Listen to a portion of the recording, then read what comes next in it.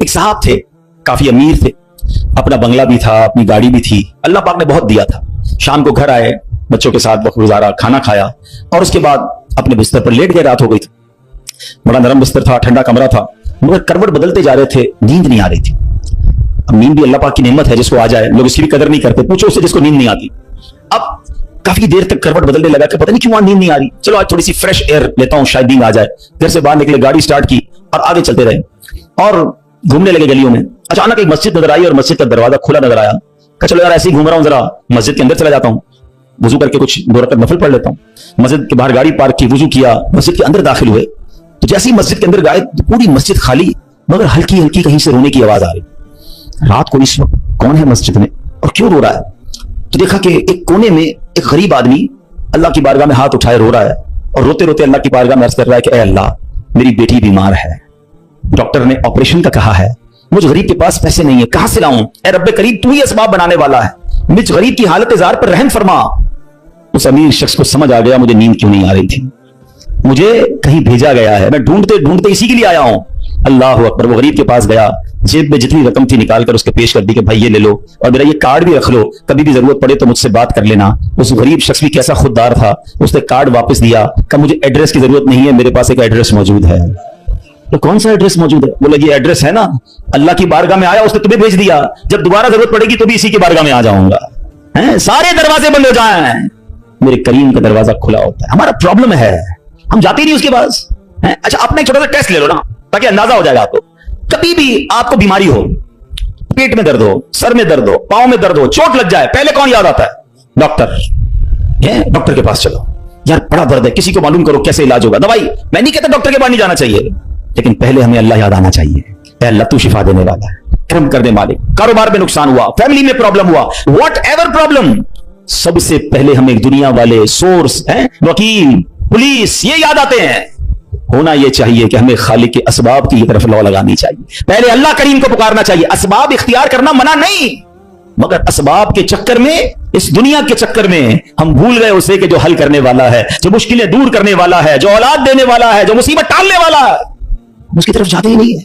पूरा पूरा दिन दफ्तरों के धक्के खाते हैं, मगर 2 रकात पढ़कर उसकी बारगाह में सर नहीं झुकाते. देखो अल्लाह कैसे काम बनाता है. एक और वाकया सुनो. एक बहुत मशहूर डॉक्टर था, मैंने वाकया किताब में पढ़ा. मिसाल के तौर पर उसका नाम डॉक्टर अहमद था.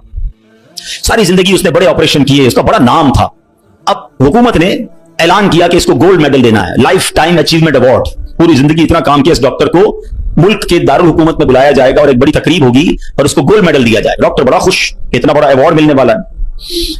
डॉक्टर साहब ने फ्लाइट बुक की, जहाज में बैठे, जैसे ही जहाज उड़ा तो कुछ देर के बाद जहाज, मौसम खराब हो गया और जहाज में कोई प्रॉब्लम हो गई, तो जहाज को रास्ते में किसी छोटे से एयरपोर्ट पर उतार लिया गया. डॉक्टर साहब जहाज से निकलकर अमले के पास जाते हैं कि भाई कब जहाज उड़ेगा, मेरी तो वहां बहुत अहम तकरीब है और सारा प्रोग्राम मेरे लिए सजाया गया है, मैं चीफ गेस्ट हूं, मुझे गोल्ड मेडल मिलेगा, बताएं दोबारा जहाज कब उड़ेगा?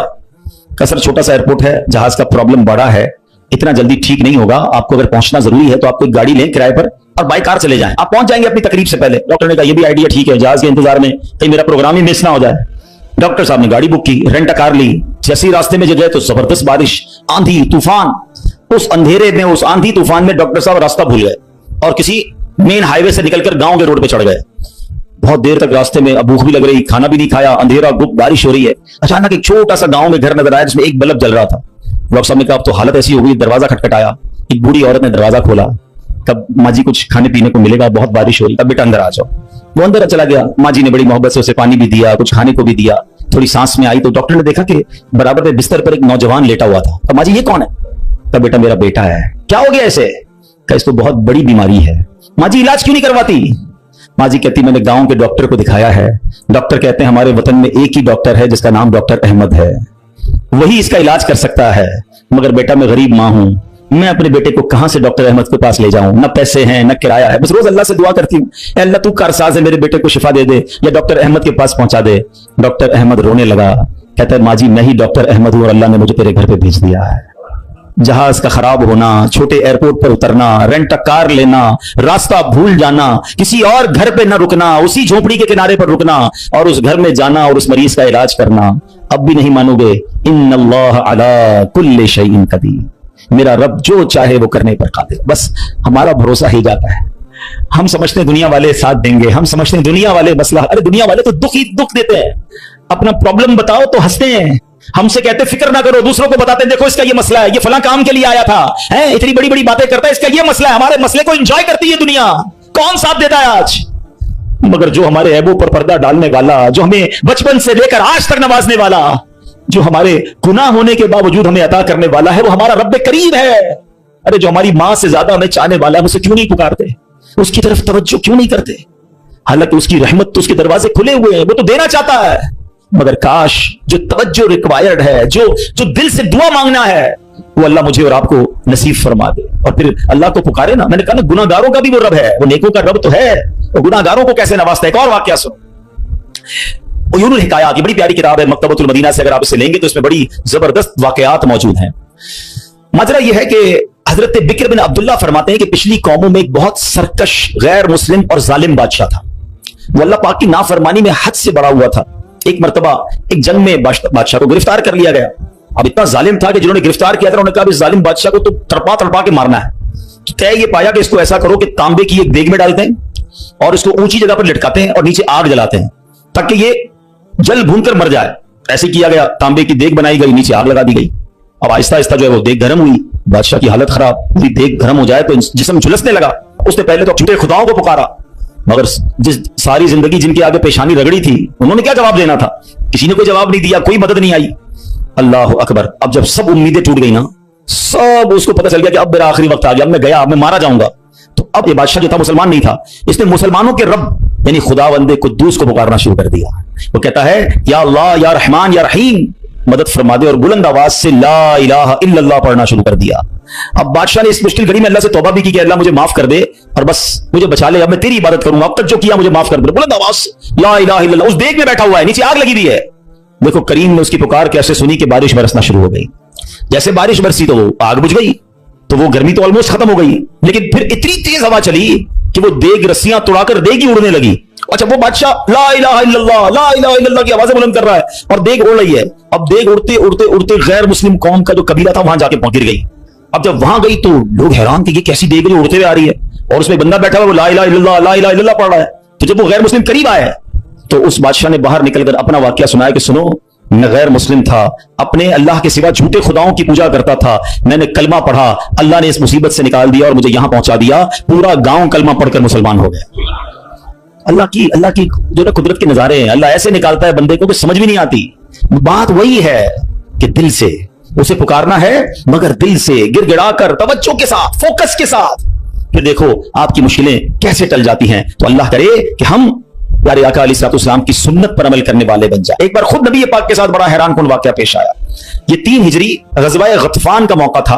پیارے آقا علیہ السلام صحابہ کرام کو لے کر سفر پر روانہ ہوئے. ایک مقام پر پڑاؤ کیا تو صحابہ کرام کچھ فاصلے پر ٹھہرے اور نبی پاک علیہ السلام اکیلے ایک درخت کے نیچے تشریف فرما ہو گئے. غیر مسلم جو ہر وقت نبی پاک کو ماد اللہ نقصان پہنچانے کی ٹرائی کرتے رہتے تھے, پلان کرتے رہتے تھے, ان میں سے غیر مسلم اچانک کہیں سے آیا ہاتھ میں ننگی تلوار, اور نبی پاک اکیلے, کوئی اس وقت صحابہ بھی قریب نہیں تھے. تو پیارے آقا علیہ السلام کے بالکل سامنے آ گیا اور بڑے تکبر کے ساتھ, بڑے جس کو کر و فر کے ساتھ کہتا ہے اے محمد صلی اللہ علیہ وسلم, اب بتائیے آپ کو مجھ سے کون بچائے گا؟ آپ کے ساتھ تو کوئی بھی نہیں ہے, آپ اکیلے ہیں, میرے ہاتھ میں تلوار ہے. اللہ اکبر. نبی پاک کی توجہ اللہ کی طرف کیسی تھی, آپ نے صرف ایک جملہ کہا, ایک لفظ کہا, فرمایا اللہ. کیا نام ہے, دل کو کیسا سکون نصیب ہوتا ہے. میں اسے پکار رہا ہوں جو میرا خالق ہے, جو میرا مالک ہے, جو میرا پروردگار.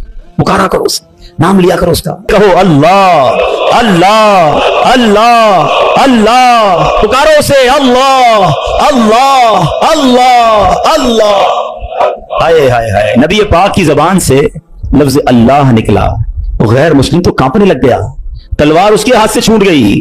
اب نبی پاک نے تلوار اٹھا کر کہا اب بتاؤ تمہیں مجھ سے کون بچائے گا؟ تھوڑی دیر پہلے تو وہ کہہ رہا تھا نا آپ کو کون بچائے گا, اب آقا کے ہاتھ میں تلوار ہے صلی اللہ علیہ وسلم, اب بتاؤ تمہیں کون بچائے گا؟ وہ کہتا ہے حضور مجھے بچانے والا تو کوئی بھی نہیں ہے, وہ مسلمان تو تھا نہیں. نبی پاک علیہ السلام نے اس کی بے کسی پر رحم فرمایا, اسے معاف کر دیا. آئے ہائے, نبی پاک کے ایسے اعلیٰ اخلاق دیکھے, وہ کلمہ پڑھ کر مسلمان ہو گئے. دشمن آ جائے تو چادر بھی بچھا دیتے ہیں, ہم معاف کریں گے. جان لینے آیا تھا, آقا نے اسے معاف کیا. ہمارے مزاج کے خلاف بات کرتے, ساری زندگی دشمنی لے لیتے, مجھے گالی دی, مجھے برا بھلا کہا, مجھے نقصان پہنچایا. کب تک بدلے لیتے ہوگے یار؟ हैं? नबी ये पाक के उम्मती हो तो माफ करना भी तो सीखो। आका अलैहिस्सलाम जानी दुश्मन को माफ कर देते, हम अपने भाई को माफ करने के लिए तैयार नहीं होते। नहीं मैं नहीं जाऊंगा भाई के घर, हम नहीं जाते फला रिश्तेदार के घर, हम नहीं बुलाते किसी को दावत में। छोटी छोटी बातें हैं। कभी दावत नहीं दी थी आपको इस वजह से, कभी सीधे मुंह बात नहीं कर सके, आपको वेलकम नहीं कर सके, आपको तोहफा नहीं भिजवाया, इतनी छोटी बात पर आपने रिश्तेदारियां खत्म कर दी। और एक तरफ कहते हो कि नबी पाक के उम्मती, आका के गुलाम। अच्छा नाते सबको याद हैं? याद करो ना, नबी पाक की सुन्नत पर तो अमल करो, किसी को तो माफ करो।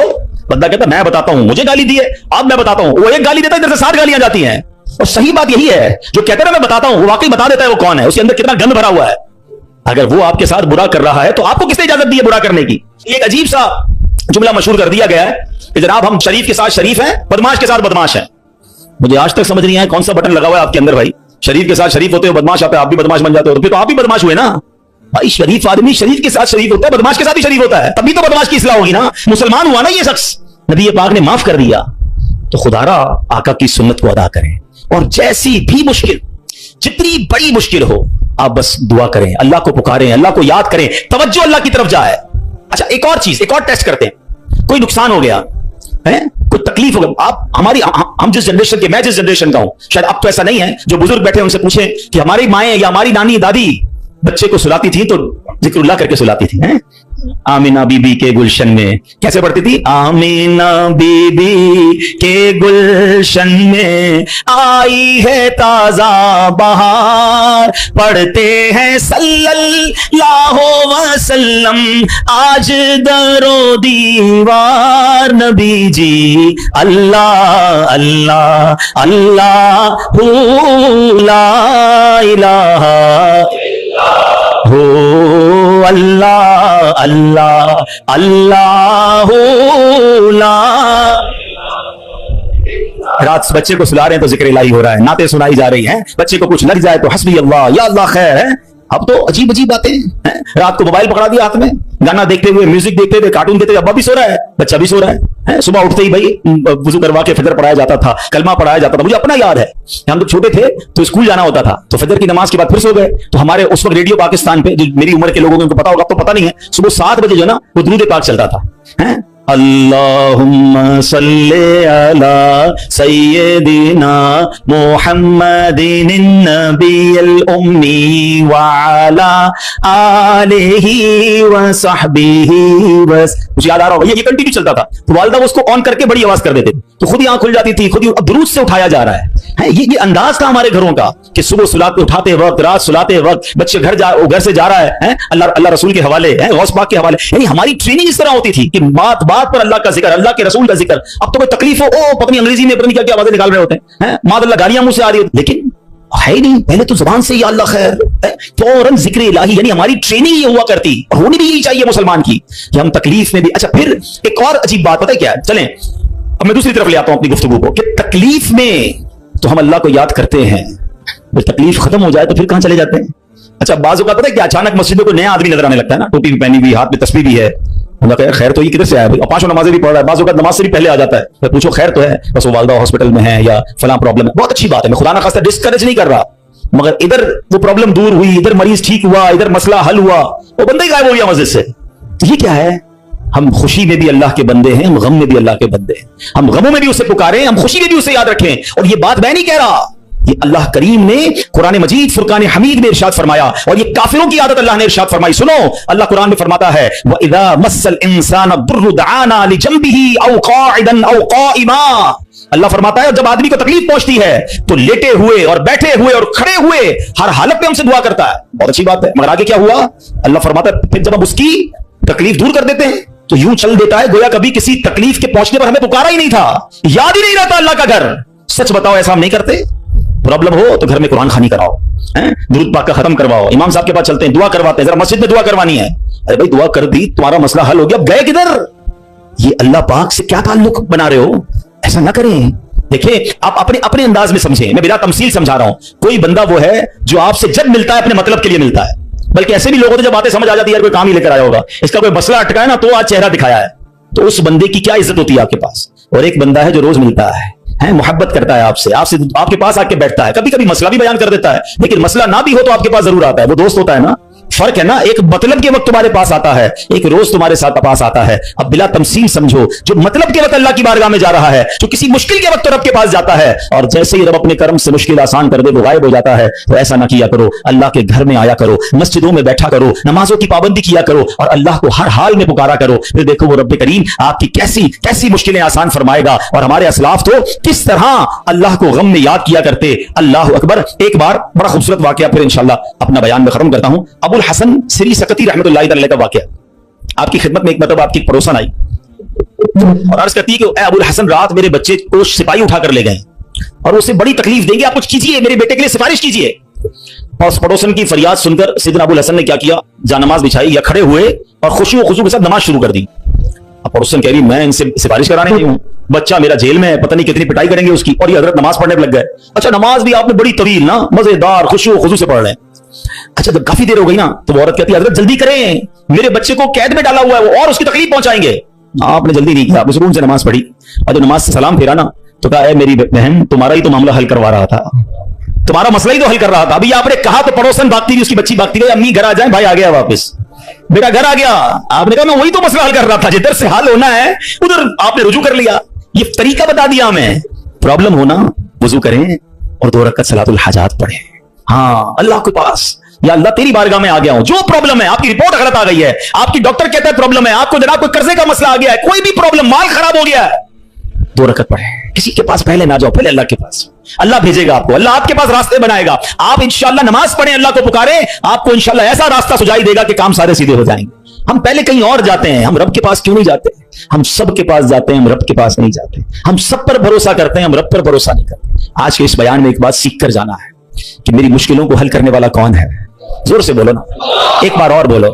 پریشانی دور کرنے والا کون ہے, بیماری دور کرنے والا کون ہے, مصیبت ٹالنے والا کون ہے, مجھے عزت دینے والا کون ہے, مجھے ذلت سے بچانے والا کون ہے, مجھے دشمنوں سے بچانے والا کون ہے, میرے غموں کو دور کرنے والا کون ہے, میری بے قراری کو دور کرنے والا کون ہے, دل میں چین ڈالنے والا کون ہے, ارے مجھے اپنے گھر کعبے کو دکھانے والا کون ہے, مجھے حج پر بلانے والا کون ہے, مجھے مدینے کی حاضری کا شرف دینے والا کون ہے, مجھے اپنے محبوب کا سچا عاشق بنانے والا کون ہے, مجھے گناہوں کے دلدل سے نکال کر نیکیوں کے راستے پر چلانے والا کون ہے, اور سنو انشاءاللہ مجھے جنت میں بھیجنے والا کون ہے.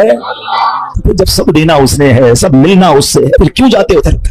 اس کا درد تھام لو, اس سے محبت کرو, اس پر یقین کرو اور اسے پکارو.